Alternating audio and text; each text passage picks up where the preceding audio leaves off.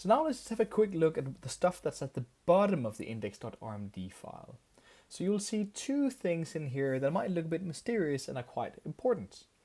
So the first thing here is that there is an R script that's included that's in the scripts and filters folder, and then this create chunk options.r file. You don't really have to worry too much about this if you don't want to understand, but basically what this does is that it creates some custom chunk options. So for example, if we have a look at the PDF output, you will see that we have this ability to include these cute looking quotes at the bottom of chapters. When we look at a chapter of how that's actually done, for example here in chapter 4, then we see that they're included here as an RMarkdown chunk, and we have the option to specify the author with this quote author chunk option. That chunk option is being created by this file.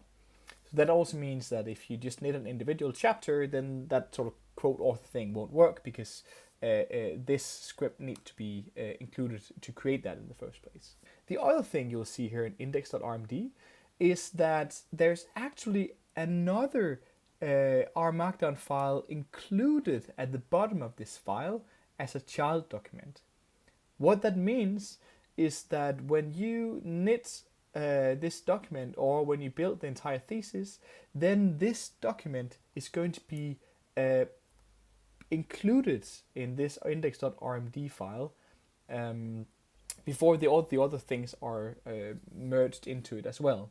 And you'll see that what's included here is the introduction.rmd file.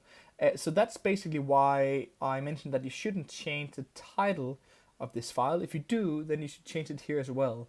The reason that this is included in this way rather than the ordinary sort of letting bookdown merge all the documents together is because when you create a Git book file, then the first chapter must be named index.Rmd.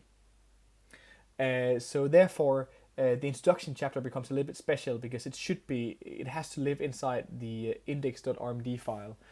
So you actually do have the option of you could just be writing your introduction inside the index.Rmd file, but I like having dedicated RMarkdown files just for the different chapters. So I find it cleaner to have an individual RMarkdown file with the introduction chapter here that's then included as a child document.